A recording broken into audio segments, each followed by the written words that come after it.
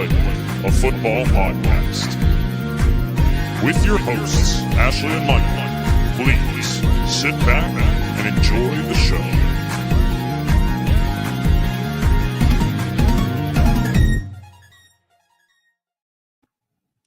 Hi, everyone, and welcome back to the Undroppables Playbook, a football podcast presented by the Undroppables. I am your host, Ashley. This is my lovely co-host, Michael Duncan. How are you doing today? Great. Just, watching the Sixers season fold around me in real time, constantly, forever. Typical, every day. Yep. Quite literally. It's every day, with the exception of Jared McCain, who is... I was going to say, the TikToks. No, the basketball was more so the part that, I was excited about. I was excited about the TikToks. Yeah, you and a lot of people. However, he's the front runner. Including the Eagles. Here.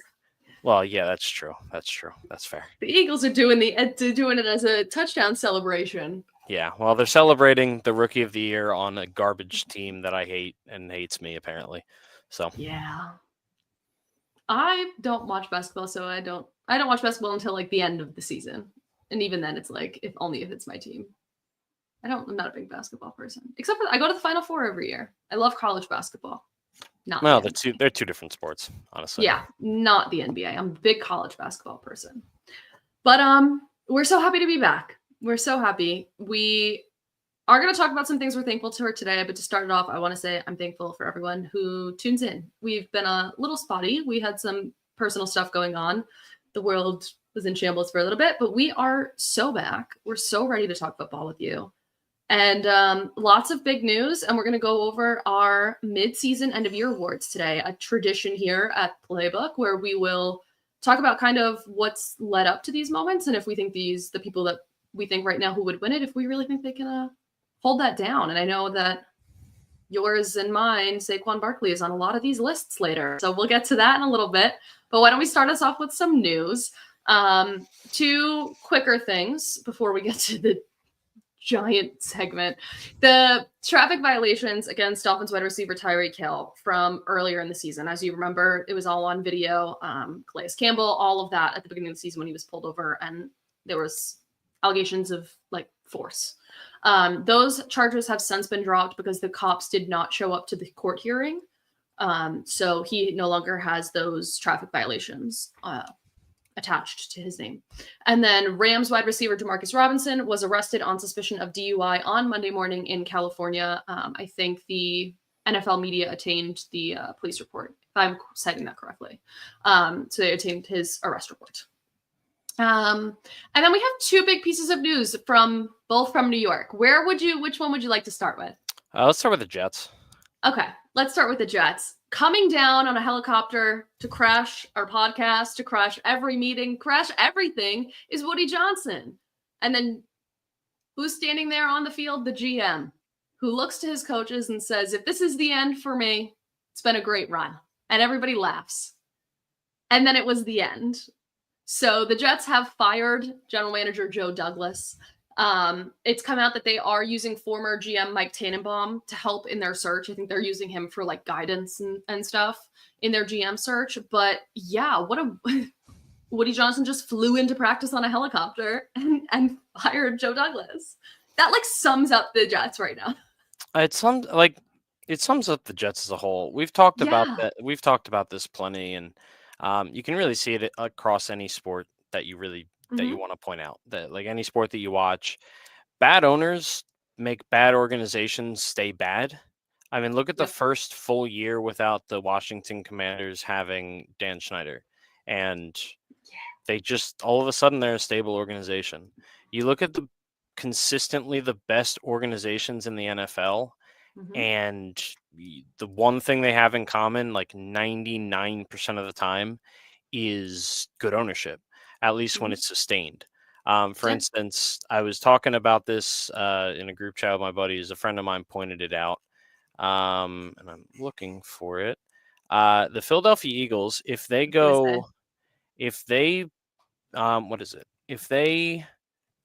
win out, they will have a winning record for the first time in franchise history.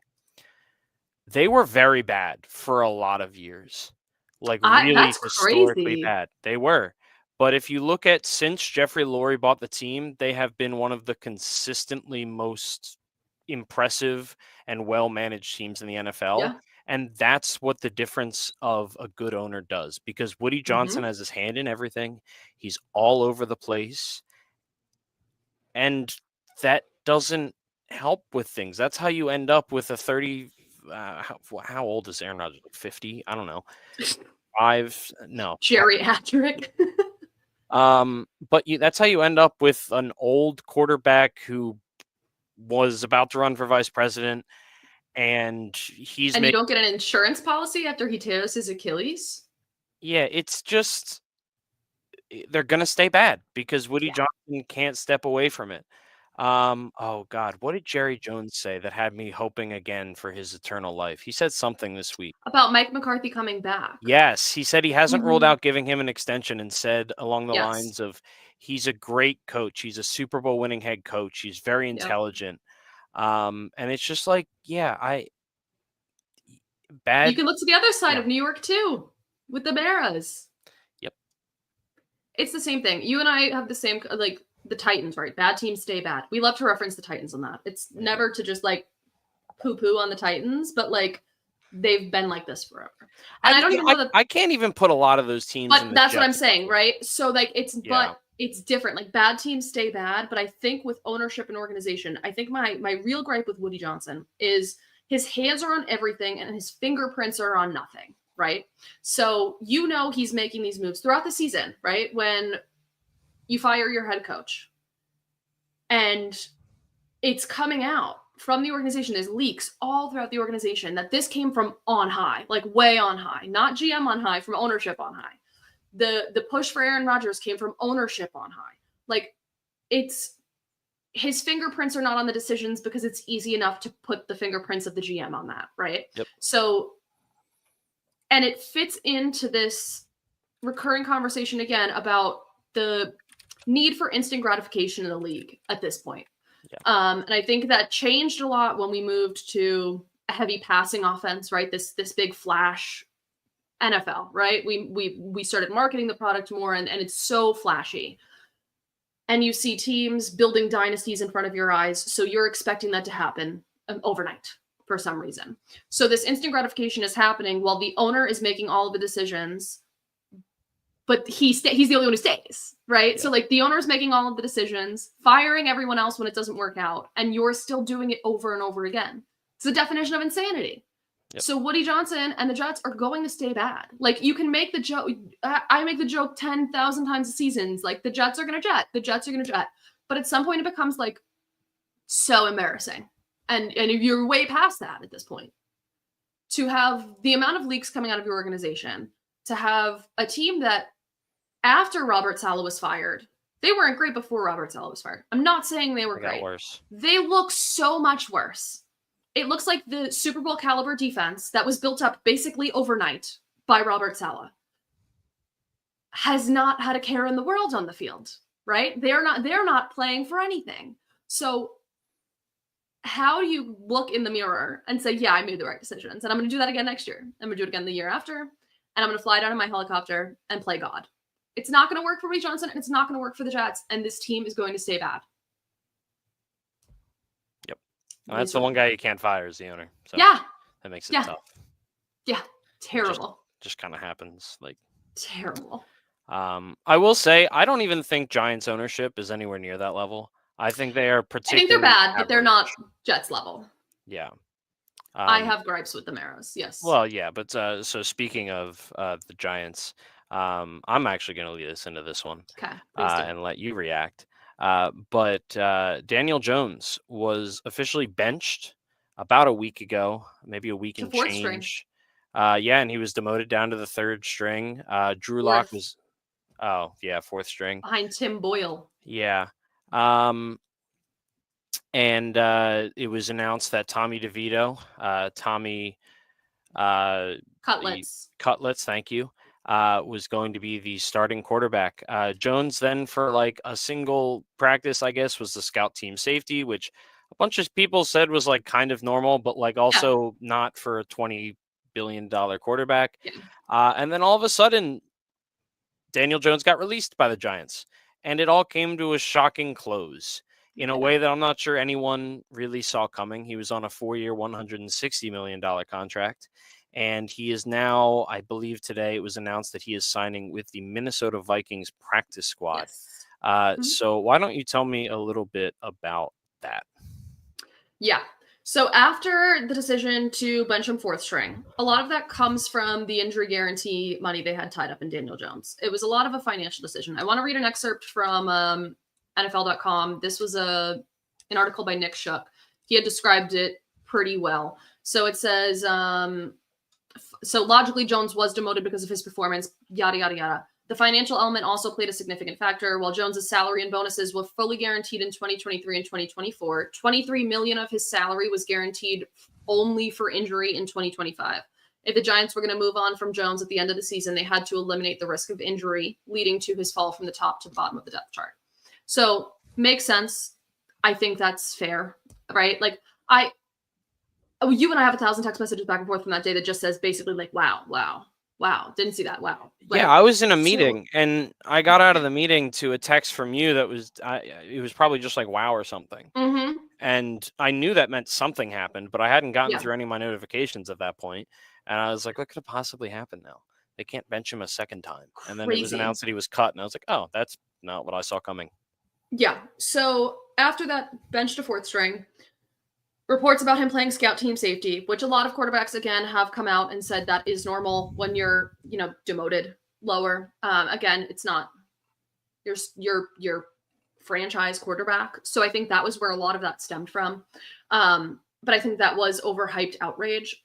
But before I get into my personal feelings, I want to say that I commend Daniel Jones for the way he handled his time in New York, honestly, right? Like, I have a bajillion gripes with the organization and with Daniel Jones on the field. I think he has handled himself with immense grace and poise off the field. And in interviews regarding this whole situation, his press conference after that crazy media day of Scout Team Safety Day was phenomenal. And throughout the last little bit, but especially several months, the calls for his head, basically, like he has handled that with immense grace. So I do give him a lot of props there. By the time he was benched for me, I almost felt apathetic. Like, whatever, like everything's a wash. My huge issue here is, one, he was never deserving of that contract. I tried to talk myself into it. I tried to talk other people into it because it's my team and I'm going to try, right? Like, I'm going to try and rationalize this as a fan. And we both play around with being better about not being fans, but that's our roots, right? Our roots are in our teams. And I tried to make sense of that. But I always had a gripe with it. He was never deserving of that contract. And this all stems from the one time he took us to the playoffs and beat the Minnesota Vikings. Like, that's what this comes down to, is why he was renewed for that contract. And it sucks to see the pick between Daniel. Speaking of that playoff run. Yes. 6 games against number 1 seed. The Giants, since the playoffs restructuring in 1990, the Giants are a perfect 6-0. That 6-game win streak versus the number 1 is the longest by any franchise in the NFL since the NFL began seeding the playoff teams in 1975. I love this Giants team. Do you think they're going to win? Yes. Since 97, I think the Giants win 1 game. If they win the first game, they end up going to the Super Bowl.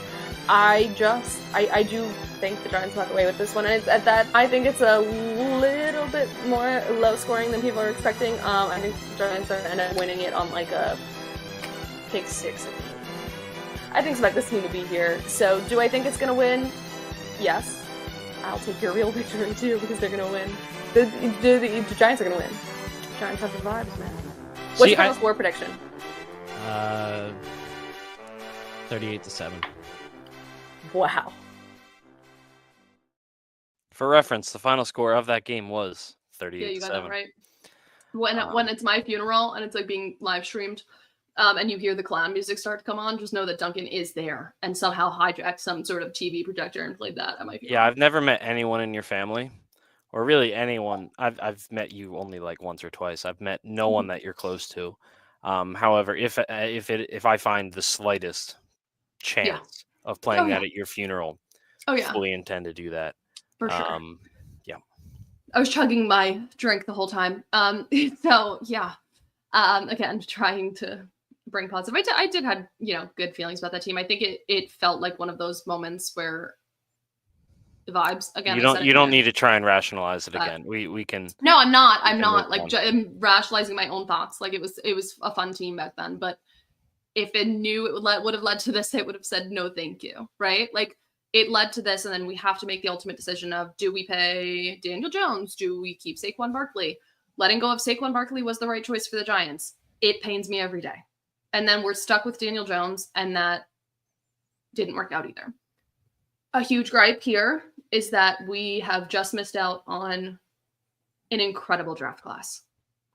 And I'm not very confident in this draft class for quarterbacks going forward. So I don't know the best path forward for the Giants. I don't know if it's try and hold on to a veteran, but I mean, then you see how they've treated Drew Lock, right? And I know that's financial decisions too, because of how much money they have to pay him and compensatory picks, whatever. I did all of the contract stuff. But Drew Lock was informed he was going to be second if Daniel Jones was ever, not first. He would be up next, and then DeVito goes in.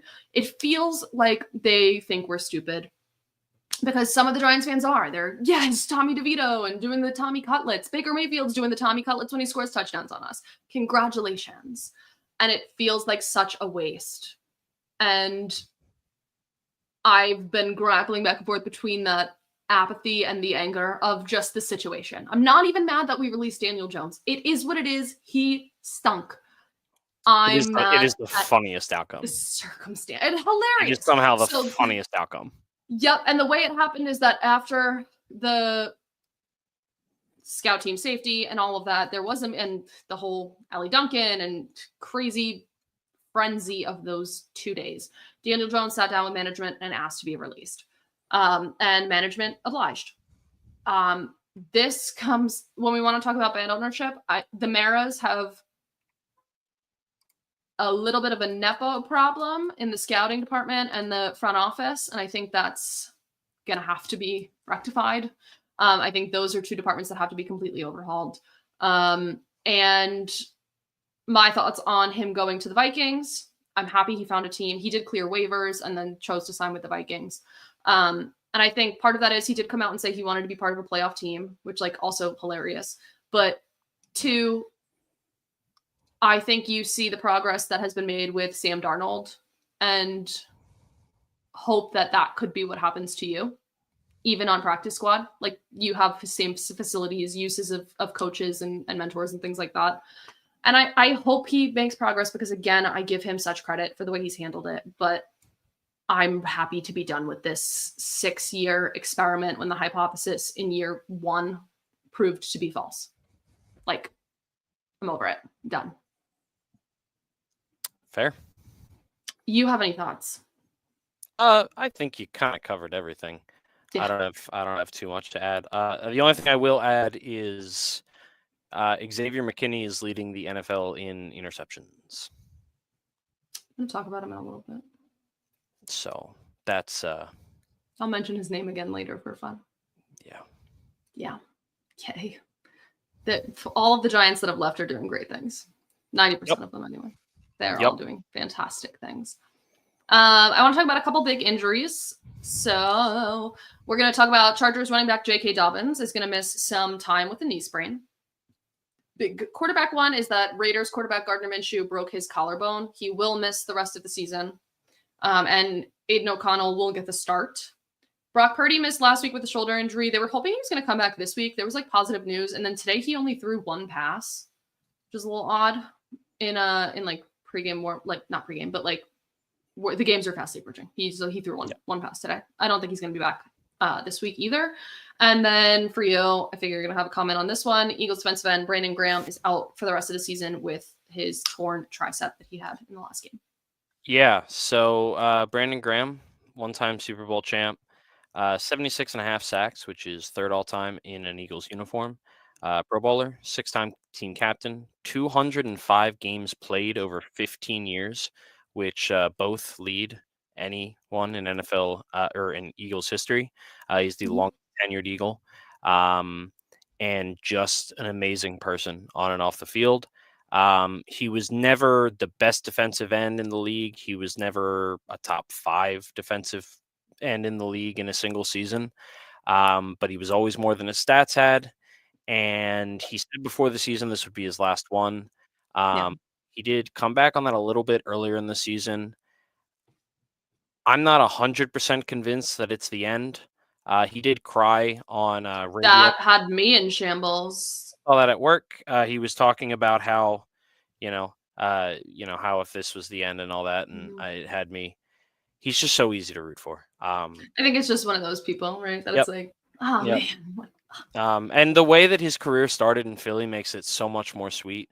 If you don't follow Philly sports, you probably really don't know. You Mhm. probably didn't know Brandon Graham all too well until the Super Bowl when he had the Mhm. game-sealing play against Tom Brady. But he was taken just before James Pierre-Paul, JPP, and Earl Times of the change. Thomas, I think. Or maybe he was taken after JPP and right before Earl Thomas, I believe. Okay. But anyway, Philadelphia hated the pick. Brandon Graham did very little early in his career and was viewed as a bust. And then slowly throughout time, he never got the sack numbers, but he always was having an impact. And then the Super Bowl basically sealed him as one of the most beloved Eagles of all time. I'd be very shocked if he made the Pro Football Hall of Fame, but he will retire in the Eagles Ring of Honor, the Eagles Hall of Fame. Mhm. And if it was the end, if I unknowingly watched the last few snaps of Brandon Graham's career, then honestly, he picked a really good game to go out on because he made some awesome plays. And it's always fun to see that from the dude in his 15th year, just randomly Mhm. having a huge couple of plays in a big game on the road. And yeah, that's what BG was. So I hope it wasn't the end, but if it was, I enjoyed my time. Yeah. Speaking of Giants who have since moved on to the post-football career, Jason Kelsey. Expecting another He's not a baby. Giant. What? Oh, did I say Giant? I meant Eagles. Sorry, we were did, talking yeah. about Brandon Graham. My apologies. So Jason Kelsey is now expecting another baby with his wife, Kylie, and their 3 daughters already. Yep. 2, he was on one of the late night shows last week. He was on one of the Jimmys. I always get the Jimmys confused. Fallon, maybe? I think he The might have one been that on I Fallon. think should be Kimmel is actually Fallon. Like when I look at them, I'm like, that he looks more like a Kimmel to me. That's actually Fallon. So I really am no help here. I think it was Fallon. I think he was on Fallon last week. He is going to be doing a late night football show. Yep. With ESPN that he kind of headed up as his idea, that he loved, being a kid and staying up late and watching football on TV. And he pitched it to ESPN, and they have greenlit him to start a late night football show. So he'll be doing that. It's cool to see him bloom in this new role of his. I think he's been doing fantastic. My only gripe is that sometimes it's during Eagles games. It's the only time I have gripes because it feels very Homer stream, which probably won't bother you, but yeah.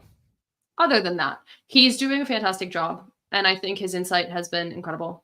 So I'm excited to see him in a new format rather than just pregame.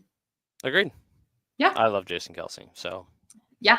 I don't care. All right, so we're going to talk about mid-season end-of-year awards, our yearly tradition, where we look at the end-of-year awards for the NFL, the NFL honors, right before the Super Bowl, and make our prediction after halfway through the season. So clearly what was in week 1, our expectations are much different now, and will probably be, I won't say much, but slightly different. We're a little bit late to midseason, but we're a little bit closer to the end than usual. But slightly different. I think there's still a lot up for grabs here. Well, I think honestly the most important part of the season is still to happen because these are the parts that are going to be fresh in the voters' minds.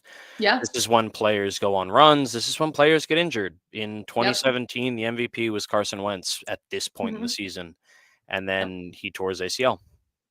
Yep. And then it wasn't him. So yeah, it's there's a lot of time. There's a lot of time for things to change.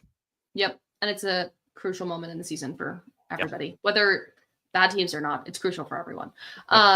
So let's start it off with the two that are a little bit lower stakes, I guess. So why don't we start with Coach of the Year? Sure. So I have two in mind. I don't know if you want me to go first. Two in mind for me. Okay, go ahead. Okay. Right now, my front runner would probably be Mike Tomlin, which I didn't expect.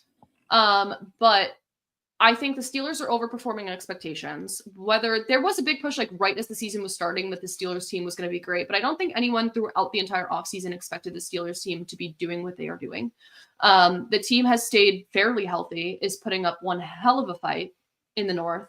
And the way they've changed with Arthur Smith is weirdly great. Like they have Najee and Warren on the field doing things for the first time in like 3 years. So it's been a great thing to see. And I think for me, a huge part of the decision to say Mike Tomlin is my front runner here is also the way he handled something that even I don't know, like I didn't know how I felt about it for a little bit with the quarterback change. I think that was a huge test, right? Like, and I think that if I'm a voter, that plays a lot for me, right? Like that you at a crucial point when you were doing well chose to make a switch that that ended up benefiting your team. If it went the other way and it harmed them, you might have lost a lot of votes here. But I personally take a lot of that into account. Like that to me was a big star on the report card for Mike Tomlin. My second pick, fairly close runner-up, would be Dan Quinn. I think that's just situation-wise. A team that had no identity, a new owner, new staff, new quarterback, billion new players going into this season, being one of the most fun teams to watch in the NFL, way overperforming expectations, puts him very high up on that list for me. Yeah, there's a lot to do. This is, I think, the least feel I've had for Coach of the Year, I think, in a long time, or at least it feels like that. I can't really remember what the most recent ones were. I feel like I at least knew who I thought was going to win, even if I didn't agree with it. If you had asked me 2 weeks ago or 3 weeks ago or right before they lost to the Eagles, my pick would have been Dan Quinn going away. Yeah, because they're in a bad stretch right now. Yeah, and what we've said it a million times, probably every year when we talk about this, I bring it up. The easiest way to win Coach of the Year is to take over a bad team that did bad and then go to the playoffs and overperform expectation. And do it in your first year as a head coach. That's the easiest way to win Coach of the Year. A lock. If you can do that, it's your lock. Yes. And it's much harder for Tomlin to get that with this amount of experience in the league. Yeah, because in reality, how many should Bill Belichick have? How many should Andy Reid have? It's like the LeBron MVP case. It's like the Michael Jordan MVP case. It's like, they just get tired of giving it to the same person, which I think we're going to talk about a little bit later. At least I'm going to bring it up. Yes, me too. But yeah, I think that's really interesting because now the Commanders, they're probably going to make the playoffs, but they don't look as impressive as they did over the first 9-10 weeks of the season. They lost big to the Eagles in prime time, and they've basically just kind of folded since then. The Cowboys loss. Yeah, the Cowboys. That was so. Honestly, best case scenario for me personally, because the Commanders lost room in the NFC East race, and the Cowboys got farther away from the top pick. So all that to say is, I think the guy who deserves it most is probably Dan Campbell, but I don't know if he's going to win it. But they're the best team in the NFL, and I feel like sometimes the Coach of the Year thing is overthought a little bit. Yeah. I don't know if he's going to win it because he doesn't fit the criteria that normally win this. The overcoming of something. Bad roster. Yeah, a bad roster, a bad previous year, injuries, Mike Tomlin with his quarterback situation, like the overcoming of things like that. And Dan they were in the NFC Championship game last year. Like they're doing kind of what most people expected them to do. So that is actually, it's points against him. Or again, Bill Belichick probably would have like 6 of these. So all that to say, I kind of I think Dan Campbell should get it. I think he'd probably get my vote. But if it's not him, I like the Mike Tomlin pick. I think Mhm. Kevin O'Connell for the Vikings is a really interesting I pick. think that's great. Yeah. But That's a very interesting I didn't case. know they were still 9-2, honestly. Yeah. Yeah. I thought they had fallen off a lot farther, but here we No. are. They just got quieter. Yeah, a lot quieter. Mhm. And they should probably be paying attention Stay that way. to. Stay that way. Like, stay quiet, honestly. And then, honestly, two kind of shots in the dark that I think are really interesting are Jim Harbaugh and Sean Payton. Yes. Yes. I don't think either of them will win it because of the division that they're in and the fact that the Yeah. Chiefs destroy them. But two guys that are probably going to get votes and are probably deserving of doing I think so. you can make a clear case for Sean Payton. Yep. And his Think name you is like Bo Nix, I have a probably. little bit harder with Harbaugh, but like you have Herbert, you have no receivers, but like I think this is the best I've felt about a Chargers team in a oh, while, absolutely. and I don't even that think they're scares me. close to the most talented that No, they've been in a not while, at all. and that's Not at why I all. like it. I know it's his first year, but I feel like the circumstances are just a little bit different. Like I can still agree with it, but I could make a pitch right now for Sean Payton very clearly. Yeah, Very I think clearly. there's a lot, and this is like what I was saying before. Like the last quarter of the season is going to be, which I guess at this point we're closer to like a quarter left than a half left. Yeah. But it's going to be huge to decide this because Oh yeah. if it's a 2-game swing for any of these guys is probably the difference, honestly. Absolutely. If the Lions lose out on the 1 seed because they lose 2 games and the Eagles win out, I don't think Dan Campbell's definitely not getting it. No. I think the only way he gets it, honestly, probably is if they go 16-1. Yeah. So. Yeah. Yeah. All right. Which one's next? Comeback player of the year. The Yeah. league so badly wanted it to be Aaron Rodgers. So Yeah. badly. Womp womp. Yeah. Sorry. It's Kirk Cousins in my eyes. He's out there. Falcons have been like, okay. They're good. They've been all right. But he's an older quarterback coming back from what would be classified as a serious injury. For me, it's probably just Kirk Cousins. I mean, you make a case for Joe Burrow, I guess, but like the team is bad. That's like my pick is Joe Burrow. I go back and forth. Yeah. I think they're in a better division. Yeah. And Okay. I don't know what they're. I feel like I have no feel for what people's records actually are. They're drastically different than I think they are all the I just time. feel like I don't know what's happening with the Bengals. So No one does. I don't think they do. But they're in a Or much. early They're season. basically. It's the toughest division in football versus the Yeah. weakest division in football, yeah. arguably. Okay. I could see that. Yeah, I think Just being J.K. like a Dobbins is an tiebreaker. interesting name, but Yeah. he's still hurt, getting though. injured, Yeah. so that makes it tough. Yeah. Nick Chubb would be cool, but he's been good. He's been fine. Yeah. He hasn't Yeah. really, and the Browns suck, so it's tough. Yeah. I forgot about that one because that's like a clear case. Yep. Just you came back. Like, Yep. you know, that's one of those like you're back here. Like you win type of Yeah. things. And I think that's what the league was hoping for Aaron Rodgers, and just like, that wow, old man came back from serious injury, and then it just all got somehow worse. So Yeah. they're not giving that award to that man. And I told. All right, next. Defensive rookie of the year. Are you gonna make a case for your guy? Yeah, I'll let want you me to go go first first? because you're wrong. Okay. So that's Okay. fine. I think I'm leaning, like, genuinely, this is one of the ones I'm not sold on. I have because you have the wrong pick. I have no problems admitting that I'm weaker in analyzing defense than I am in offense. You know, it's just, so for me right now, it's probably Jared Verse. 11 tackles for loss, 24 pressures, 14 quarterback hits, 19.3% pass rush win rate, a bunch of things.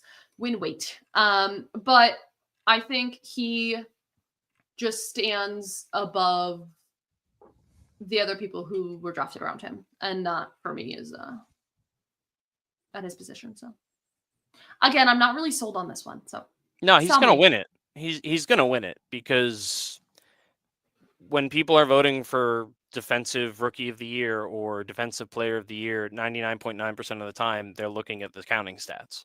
Yeah. Because that's the easiest way to do it. Yeah. Like, and he has a lot of counting stats. Granted, Yeah. he only has like either 3.5 or 4.5 sacks. He did have one really great play against Jordan Mailata against the Eagles. I will give him that. One down. But he also got completely embarrassed multiple times against that offensive line. But you want to know who the actual defensive rookie of the year is, whether or not he wins it, Quinyon Mitchell would be Quinyon Mitchell.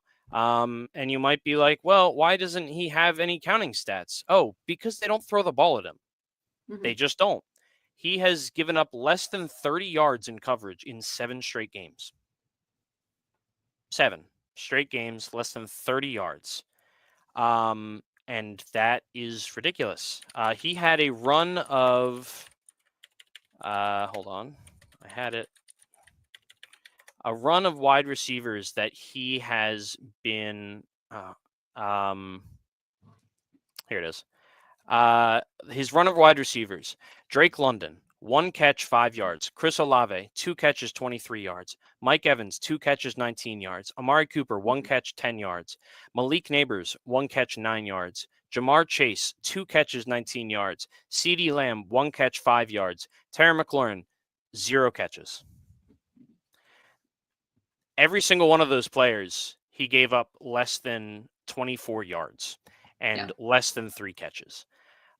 And he hasn't given up a touchdown. Apparently, the touchdown that was scored by Cooper Kupp in garbage time was equated to Sidney Brown in coverage and not Quinyon Mitchell, which I don't know how I feel about that, but I assume if I rewatched it, I'd see where they're coming from.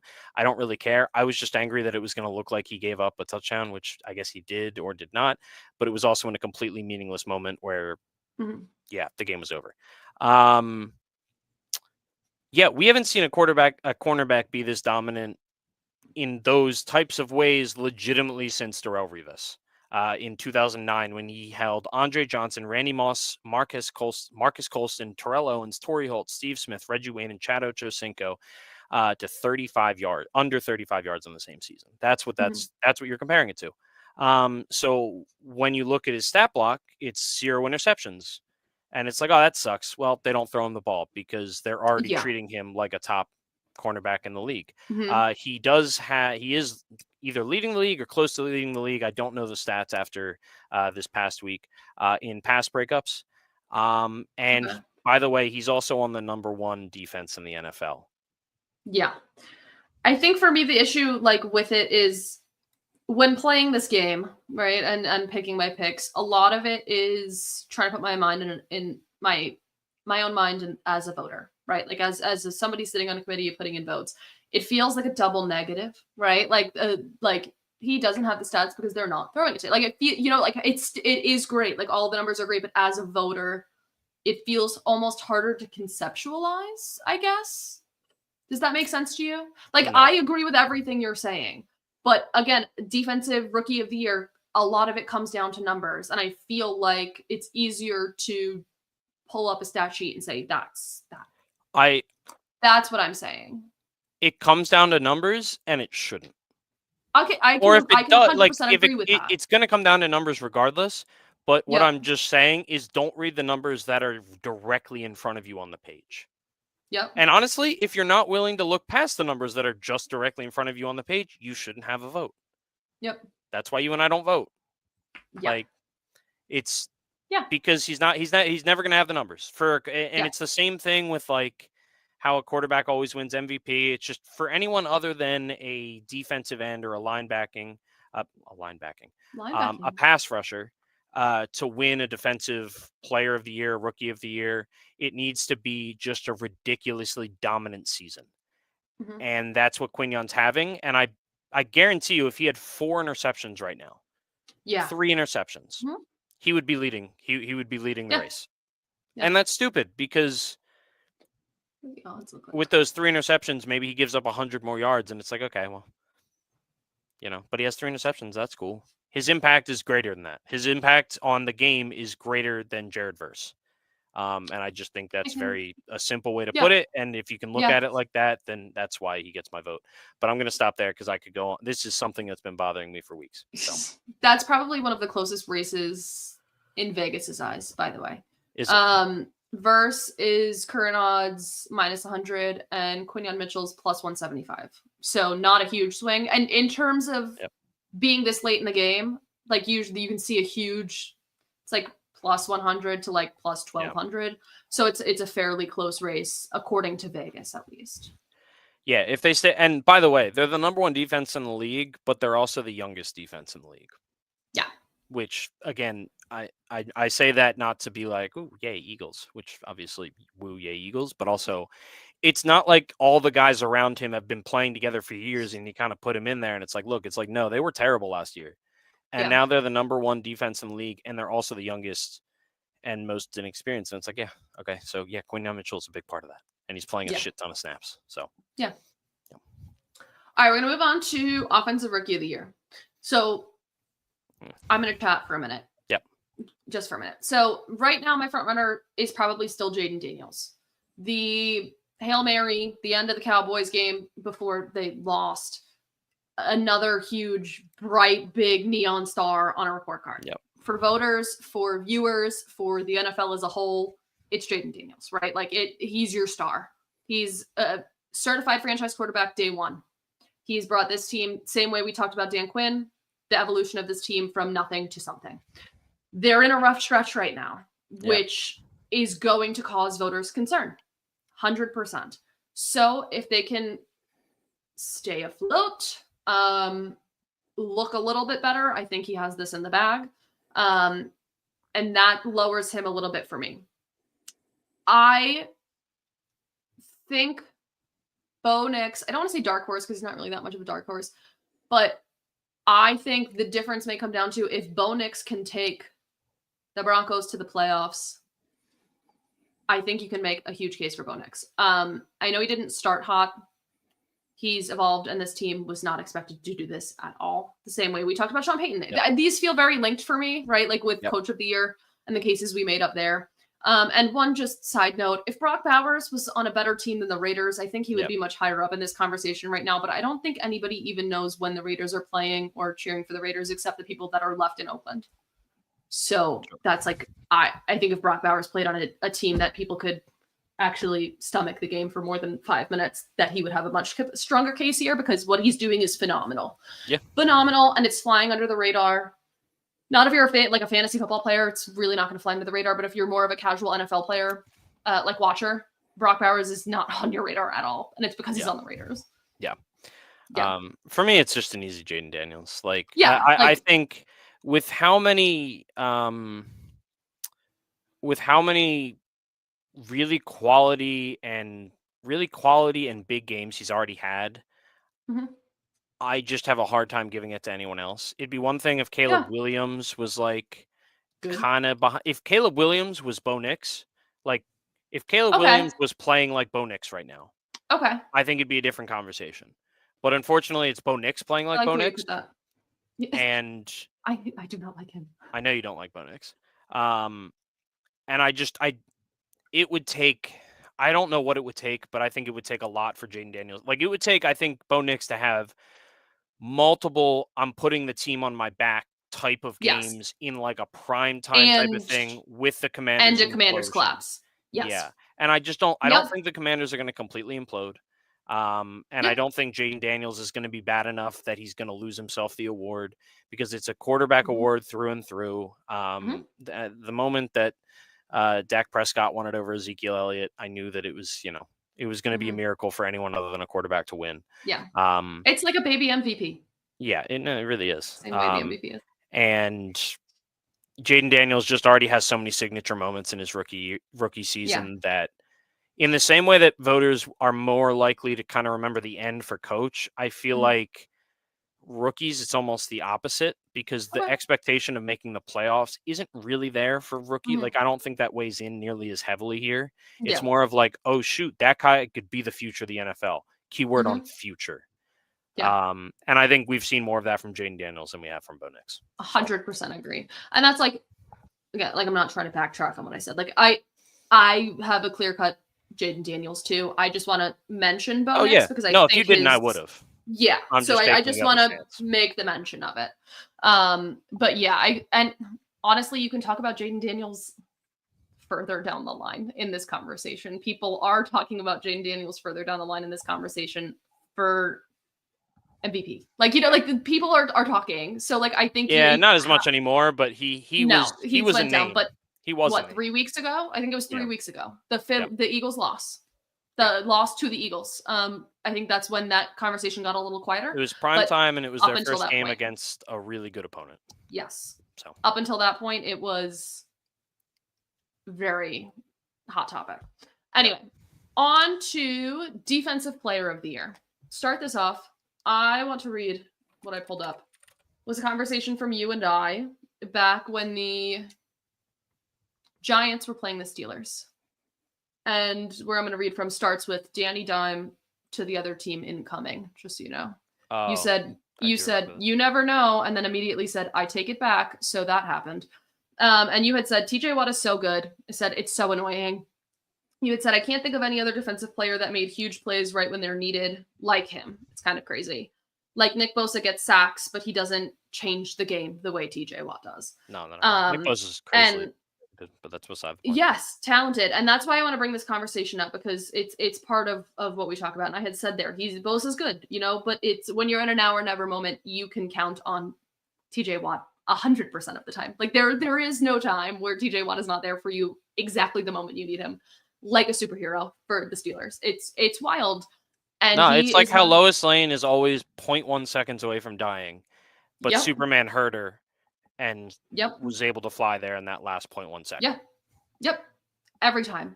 And you had said it's the factor of showing up in big moments that you can't really put into numbers. Clutch gene or whatever. Yeah. Right. And that's TJ Watt for me. And that's, yes, you can make a case for like a Myles Garrett. I think he's making the case for himself. He loves to talk about it. But TJ Watt and his numbers alone, like if you want to play the numbers game on defense, I mean, it's 28 solo tackles, 14 assists, tackle assists, 7.5 sacks, 4 forced fumbles. I'll go back to that in a second. 19% pass rush. I can't say this without stuttering. Pass rush win rate. Again, one of those players where he will be there for you in those moments. When I texted you, I was looking on Google for his PBUs this year. Oh, yeah. And they had told me that TJ Watt had 150 interceptions this year. AI is so good. Google's AI that automatically pops up and you can never turn off, alerted me to the fact that TJ Watt in the 2024 season had 150 interceptions, in case you missed out on some football this year. In case you weren't aware. Anyway, it's for me, it's a clear TJ Watt. I mean, he's just that guy. And the Steelers wouldn't be the Steelers right now without him. Yeah, I think that's kind of I think it's sort of a 2-horse race again between Myles Garrett and TJ Watt. Like it's been a lot of the past couple seasons. Something I think is important there is TJ Watt has 4 forced fumbles and 2 fumble recoveries. Myles Garrett has 3 forced fumbles, 0 fumble recoveries. Just to say that they stand out among the rest of the crowd for those reasons. And I think it's a 2-horse race. I think there's still time for either of them to win. I think this is definitely one of the ones that's most up in the air. But I am probably going to give it to TJ Watt as well, because I see the Pittsburgh Steelers making the playoffs. And again, he just has these signature moments where, he's behind in sacks, but it feels like every sack he has is just like, I don't think they win that game without that sack. And with the Browns, it's like, well, they didn't win the game. So, again, that feels like a somewhat Brock Bowers situation to it too, right? Like, I mean, it's Defensive Player of the Year, so it's a little bit less. And you know who Myles Garrett is, and they have a great defense. It's a little bit less on perception, but the Browns are the Browns, and the only reason we watch the Browns is when the NFL holds our eyes open, Bird Box style, and makes us watch them. So Hunger Games tribute to some other guys that I just want to mention their names that don't have really a chance to win this, but have put up an incredible season, and I want to just give out some props. We had mentioned earlier Xavier McKinney, Hendrickson, Will Anderson, Patrick Surtain. Super early season, Sexy Dexy, man. I had a case there really early on. But either way, there have been some phenomenal players that I think if you just didn't have these two guys like miles and miles ahead of the rest. Like Zach Bond. Sure. That you could sit here and make. He is on several. I'm pretty sure he was on a list at one point. But Zach Bond. What? Who was on a list at some point? There was someone named Bowen. I went last names. Baun, Baun. Oh no. Oh, because I was like Zach Bond definitely wasn't on a list. No. No, different name. love So that's my Hunger Games style tribute to a lot of guys that if the front two weren't leaps and bounds and miles ahead of, that we could have a conversation about, but you can't have a conversation about them because the other two are just too good. All right. Offensive player of the year. This one for us, every time we do this, is always tied to our decision. Oh, wait, real quick. I want to give Jalen an actual shout out to Jalen. Oh, yes. No, he should be. Because he's not gonna win. He's probably not gonna get any votes. He's on that honorable mention list. He doesn't have the stats at all.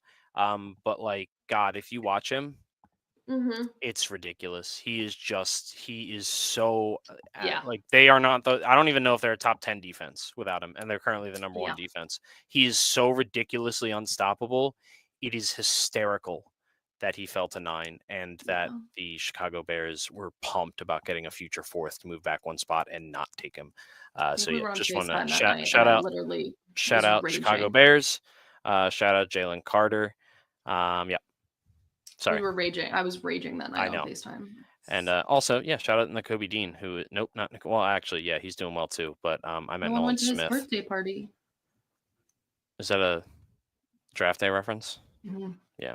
No, I was gonna say shout out Nolan Smith, who's coming on this year too, and is gonna have to do it even more with Brandon Graham. Anyway. Yeah. Oh, wait. Well, hold on. I had someone else in mind. Never mind. We'll just move on. So our decisions in these last two categories are inherently linked often, because it's offensive player of the year is usually just runner up for MVP a lot of times. I don't think it's runner up. Or the non-quarterback. Yes, that's more. So it's usually the guy that isn't a quarterback but is actually in the running for most valuable player, or the second best quarterback. So I don't know if we want to just like list off our answers and then talk, like, because they're just do that. Okay. So for me, my two front runners right now for us, offensive player of the year are Saquon Barkley and Derrick Henry. And that comes down to the fact for me that my MVP winner at this current point is Lamar Jackson. And this is where we get to have that conversation again about voter fatigue. But he stands clearly for me. I think Saquon's making a stronger case than I would have expected even a couple weeks ago. That's and I think right now he's the decision if the voter does have fatigue. Give me your answers and then we can chat about this. Yeah, I mean, I probably agree with you. I don't even honestly think it's a 2-horse race for offensive player of the year, just based solely on the fact that I don't think Derrick Henry is in the running for most valuable player. Okay. And I think Saquon is. I think he's clear and away. Yeah, it's going to be a quarterback. Like it's going to be a quarterback, and honestly, it would be stupid if it wasn't a quarterback, because if we're being honest with ourselves, the MVP is always a quarterback for a very good reason. Yeah. However, if there's ever like, it's been 9 years, and I think 9 years, when Adrian Peterson won it, when he had over 2,000 rushing yards, and he single-handedly took a very bad Vikings team, honestly, to like a 9-win season and the playoffs. And that's one of the most insane things I think I've ever watched. Saquon Barkley is currently on pace to beat Adrian Peterson's rushing record. He's currently on pace to break the all-time rushing record. He just had, I think, a top 6 rushing game and all-purpose yard game, scrimmage yard game. And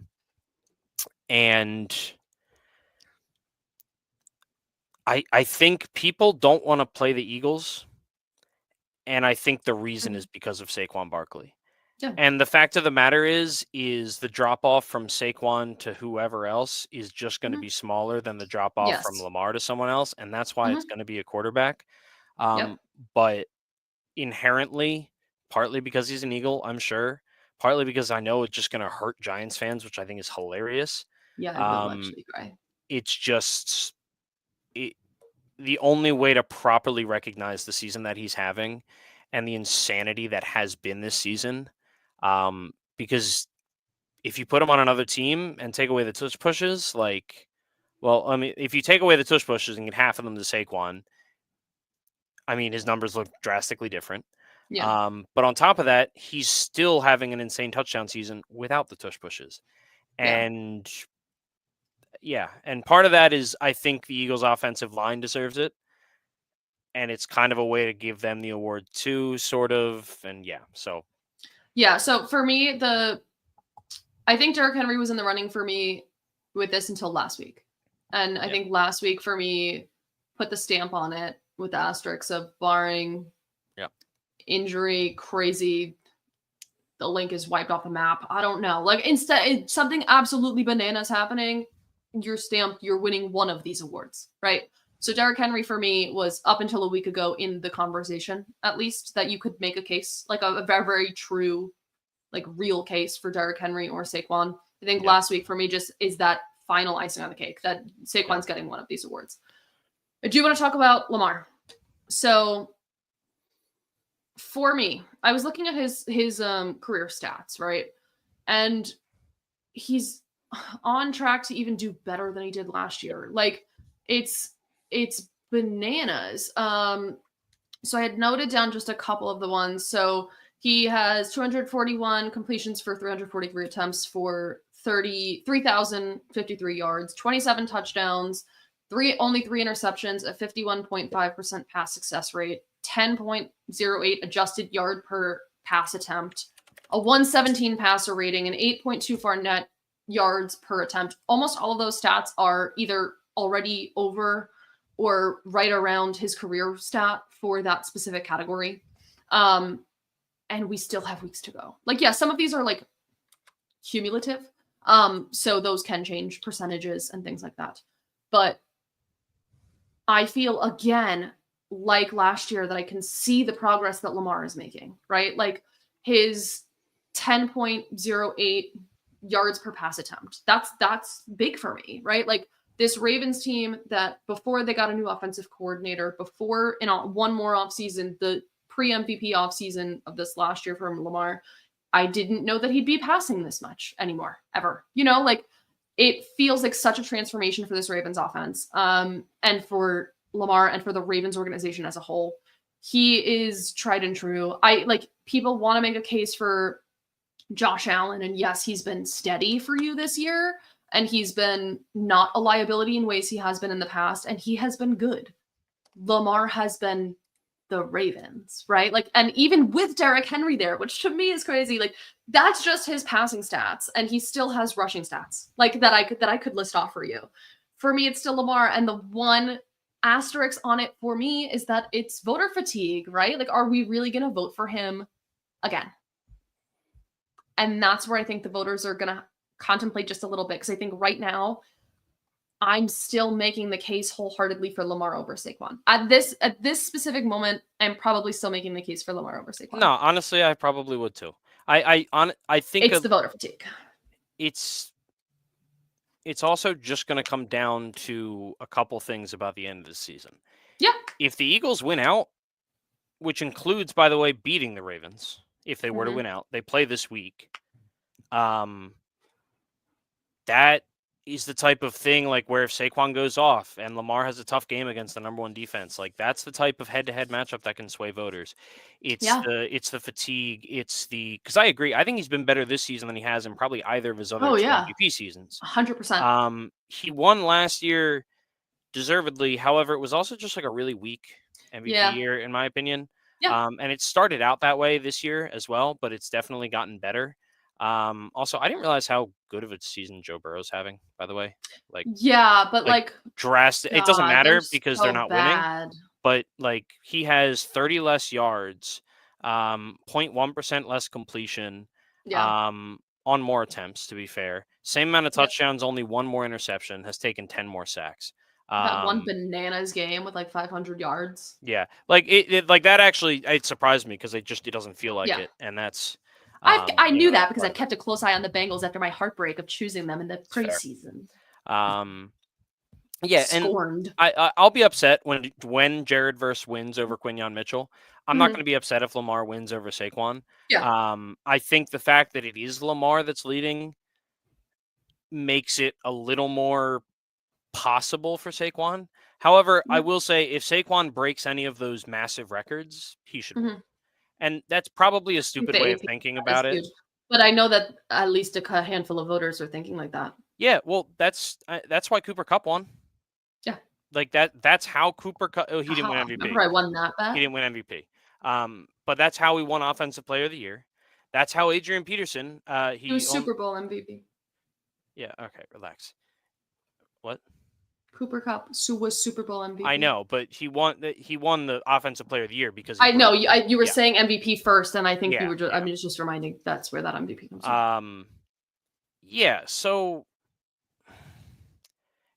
it's probably a stupid way of thinking about it, but honestly, Yeah. MVP voting is stupid 99% of the time in basically every sport because again, it should have always probably been Tom Brady, Michael Jordan, LeBron James. Like it just, it is what it is. Part of what goes into MVP more than anything, whether or not it should be this way, is the storyline that's attached to that player. And the storyline attached to Lamar Jackson is that of a team that's not going to be the 1 seed, which hurts him. By the way, he's yet to win a really meaningful playoff game. Oh. That's going to hurt him. Mm-hmm. Until he can kind of get that monkey off his back. Like I think that because the voter fatigue is one thing, but it's also fatigue of like, okay, we're going to vote you MVP. Like, who cares? Yeah. Because we don't care once we get to the playoffs. Like, it doesn't really mean anything. Yep. Whereas it's something brand new, it's sparkly, it's holy crap, this dude's breaking records that have been around forever with Saquon. Like, if I had a vote right now, it's probably Lamar. But again, if you get to the end of the season and they drop another game or two to good opponents, which include the Eagles,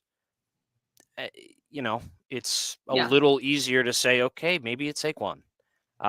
Whether or not it makes logical sense that it's not a quarterback. So he was unanimous last year as the MVP. I don't think we're getting a unanimous vote this year, and I think that says a lot about the race at all.